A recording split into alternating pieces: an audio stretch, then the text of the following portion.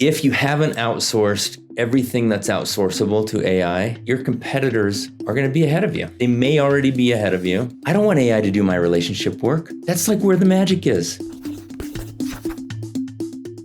99% of the businesses in the world were built before AI existed. And we're running the businesses and we're making money and it's successful. But, if you're in a venture-backed industry, which are the companies that I work with, that can still be true for you. And now you're going to have a board that is saying, what are we doing with AI? This other company I sit on the board of, they're doing this. Why aren't you doing more? Of course, the more digital you are, probably the more you've experimented with AI in certain parts of the business. But here's the truth. If you haven't outsourced everything that's outsourceable to AI within the next, I used to say 18 months, but I'm going to say within the next year, you are on a path to what in biology is called apoptosis. It's a crazy vocabulary word. This vocabulary word of the day, which is programmed cell death. It doesn't mean you're going to die on day 366. It doesn't even mean you're going to die 2 years or 3 years from now. It just means that your competitors who are outsourcing everything that's outsourceable to AI are going to be ahead of you. They may already be ahead of you if you've outsourced nothing, and they're going to be ahead of you. And if a year from now you still haven't made strides, that distance might be too far. And the old story, I don't have to run faster than the bear, I just have to run faster than you. Well, you're going to be the one who's behind and gets caught by the bear. So we don't want that to happen. So how do I get started? How do I get started with AI? I guarantee if you're in a technology business, your developers are already using AI to write code. Go learn about that. Go sit next to a developer who is using Claude Code or Codex to accelerate her work, learn what she's doing and figure it out. Just learn. Secondly, all of us are using AI to help us write emails, help us write a prospectus, help us build a deck. But Claude Cowork and Claude Code and Codex that came out earlier this year are just next level. And if you haven't gotten there, but you let's say you've used ChatGPT, but you haven't used Codex, I would highly recommend that you give yourself a challenge, personal challenge. Let's assume that the people listening here are executives and we're running a business and we haven't figured out how to get AI pervasive throughout our company. Number one, just give yourself a challenge. Think of something that you wish existed or that could make your life easier. Think of some task around email responses or calendar organization or carpool scheduling or whatever. Doesn't really matter. Just think of something and go into what your system of choice. And you don't even have to, it doesn't have to look like code. You can literally go into Claude Code and have it be a prompt window. It's not the terminal. It doesn't look like code. Prompt window, which you're used to because you've been in ChatGPT, and then just tell it what you want to build. It'll ask you questions and then you'll answer those questions. So let's say I want to auto-populate my Google Calendar with the carpool schedule and I want to be able to update it from the go on my phone whenever I swap with another parent. Super easy. People have that. Okay, cool. You just go in and say, I want to build a carpool scheduling tool that allows me to auto-populate, change, add, delete, and change carpool schedules on my own personal Google Calendar and from a web interface and from my phone. It's literally that easy. You can boss it around as if you were bossing around a product manager, and then it will get to a point where you like it and it will ask, would you like to publish this and make it live? And then literally it works. Literally you can log into it from the web or from your phone and you can see it starts making your life better. It may not. It doesn't matter. What you've just learned is how easy it is to ship code. And now you're thinking about, hang on a second, how many of the tasks in my business, if I kind of think about it like a production line, from driving awareness with new customers all the way through kind of billing and collecting on those customers and all the steps in between, of everything that I do, how many of those things could be automated? And which of those things, if they were automated, would create a huge impact? That impact could either be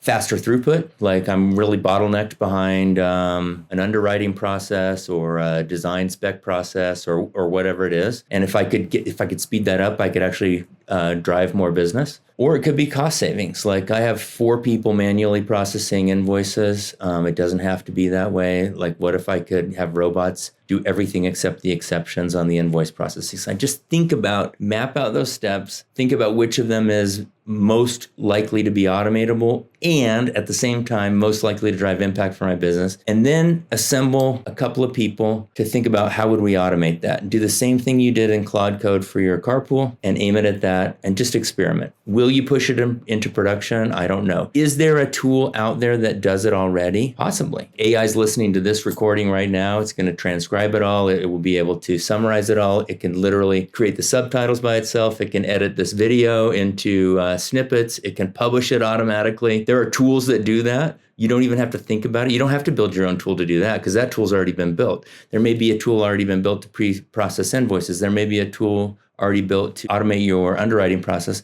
But whether you buy a third-party commercially available tool or you build a tool yourself, start getting in the habit of everything that's automatable, you want to automate. And here's why. Your competitor will do it. And if you let your competitor do it first, then your competitor will be moving faster before you are, or your competitor will be operating with lower costs before you are. Who cares? You care, because then either they're making more money because they're still charging what they used to charge and it only costs them this much to deliver it, or they actually are lowering their prices, which means it's harder for you to compete with them. And in either case, you are now behind and you've lost some time window to keep up with where the industry is. I guarantee everything that can be automatable, that can be automated will. Everything that should be automated will. That's just the way that the world is going. You want things in your life automated. Your customers want things in their life automated. And your business wants to be automated. Like if your business had a personality, it wants to be automated. It wants to move more seamlessly. And so we need to unlock that so that we don't enter a stage of apoptosis and we stay kind of ahead of the curve. It is not that hard.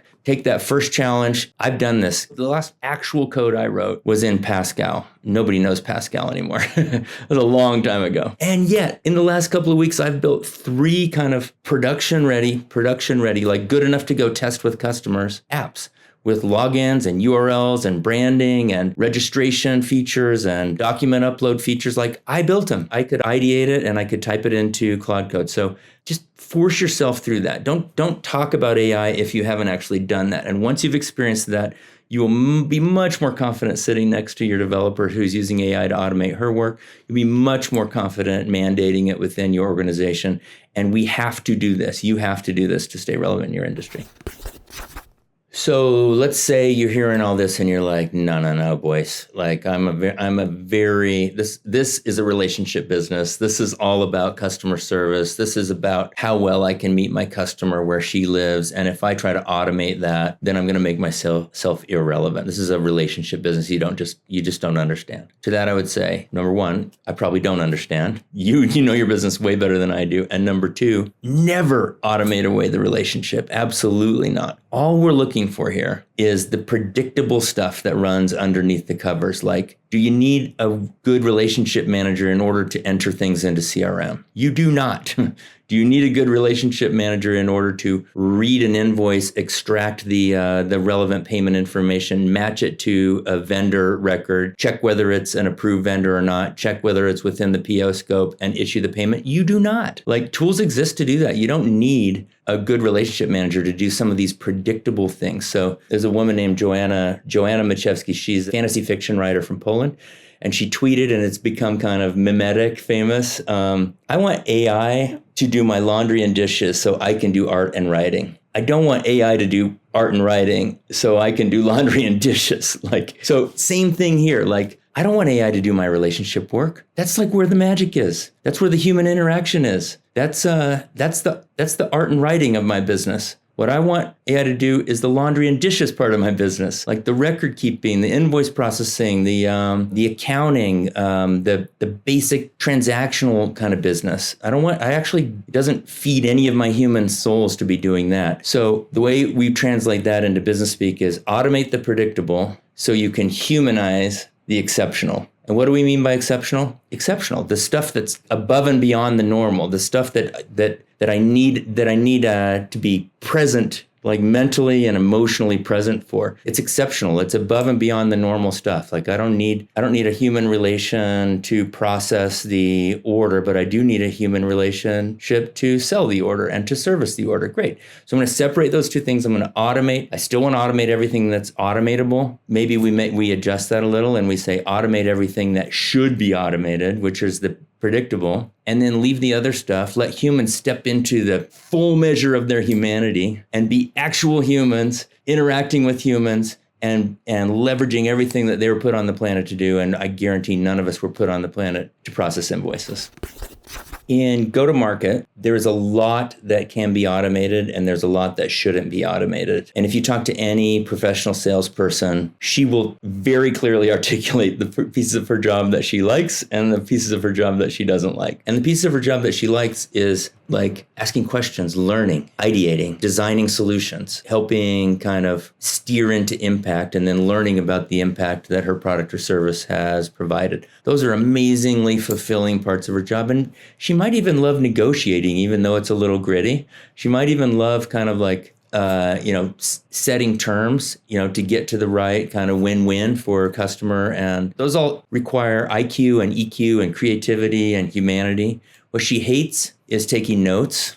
What she hates is entering those notes into CRM. What she hates, creating her own forecast for her manager. What she hates is a territory review or a pipeline review where she has to go collate all that information and report back to her boss how this quarter is coming. Guess what? AI can do all that stuff. Like AI can take the notes. AI can extract from the unstructured data, structured data to push into CRM. AI can give her a reminder when it's time to reach back out to a customer. AI can actually create the first draft of a quote or the first draft of a proposal. AI can collate all the information in my CRM and show me a current picture of my own personal pipeline. It can roll that pipeline up across the entire business, and it can show not only based on opinion, but based on body language and call recordings and interaction history, which deals have momentum and which deals don't, how I handicap that, how I build that into a forecast. Like that is all AI these days. And if we're not recording calls and we're not logging that into an AI system and we're not getting AI's opinion on kind of unbiased, unemotional view of how the business is going, shame on us. And if we're not leveraging AI to enter structured data into CRM, then we're literally paying humans to do things that AI could do. And every dollar that you pay a human to do something that AI could do is a dollar you're not investing in your future. Well, hang on a second. I'm investing that in my future because I'm paying my employee. No, that dollar literally disappears. Once you trade that dollar for something that employee did, that person can't do something else that advances your business. And it's not a permanent investment. It's literally an expense. Like I'm going to trade this for an action. Trade this for an action. If I could make an investment with it, like invest in my systems or invest in my processes or invest in something that would be systematic so that one investment now is going to pay off for months because I programmed it into my business. Yeah, that's an investment. But literally handing a dollar to an employee so they can enter a field in CRM is not an investment, it's an expense. So in go-to-market, everything that can be automated without encroaching into the realm of the exceptional should be. And we see that everywhere. Like it is now the norm. It's the norm. You almost never, except in some highly regulated industries, run into someone who's not recording their calls and not using that data to intelligently forecast their business. And then we've seen really, really, really clever acceleration of that. Obviously, in the Freemium book, we look at people who went so far as to automate customer acquisition, customer activation, leading customer to first impact, and then monetization, and then renewal and expansion. And every single one of those steps has a self-service happy path. AI just makes it easier to create that self-service happy path. And anytime that self-service happy path doesn't serve me, or there's an exception, or a customer has a question, or she wants to raise a hand, then we get into the realm of, oh yeah, amazing. Let me pick that off of the production line. Let me handle it as an exception with the human. Let me make you feel important. But until you raise your hand, let me just leave you on that self-service happy path. And that is putting the choice on the customer, not on me. And it's making the default as streamlined and automated and efficient as possible, which for the business owner means cheap and for the customer means easy.